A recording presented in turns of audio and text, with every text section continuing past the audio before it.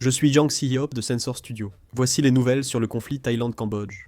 L'armée thaïlandaise a bombardé Tramarpok, district de Ban Thai Minche, tuant 2 Cambodgiens sur la route nationale 56. L'armée thaïlandaise a tiré sur la région de Phunung Muashi dès 4h45, attaquant 12 sites. Le ministère cambodgien de la Défense accuse l'armée thaïlandaise d'utiliser des armes chimiques, sans confirmation à ce jour.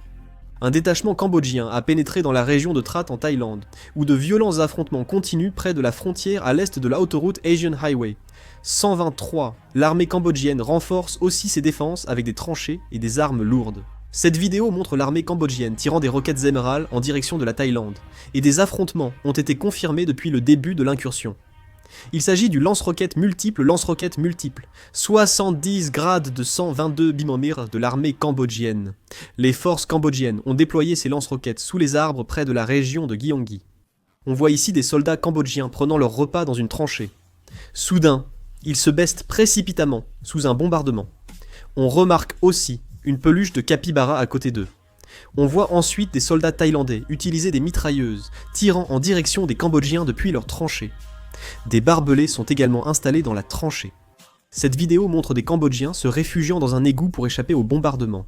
Cet égout est en réalité utilisé pour l'évacuation des eaux usées. Pourtant, les Cambodgiens s'y sont cachés pour se protéger des bombardements. L'armée de l'air thaïlandaise prépare des chasseurs pour attaquer les forces cambodgiennes. Des F-16 ont attaqué avec des bombes Laser Guided Bomb Unit 12 Paveway 2. On voit ici les chars thaïlandais, dont le léger commando Stingray, attaquer les positions cambodgiennes. Hun Sen, président du Sénat cambodgien, a affirmé que la patience du Cambodge était épuisée et qu'ils devaient riposter pour défendre leur territoire. Le premier ministre thaïlandais a dit que, comme lors de la dernière guerre, les États-Unis refuseraient les demandes de paix et continueraient la guerre jusqu'à la soumission du Cambodge.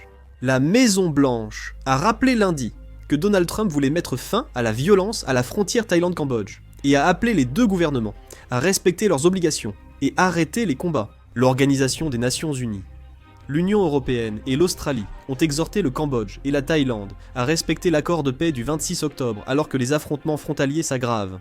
Si d'autres infos arrivent, je ferai une vidéo. Merci, c'est la fin.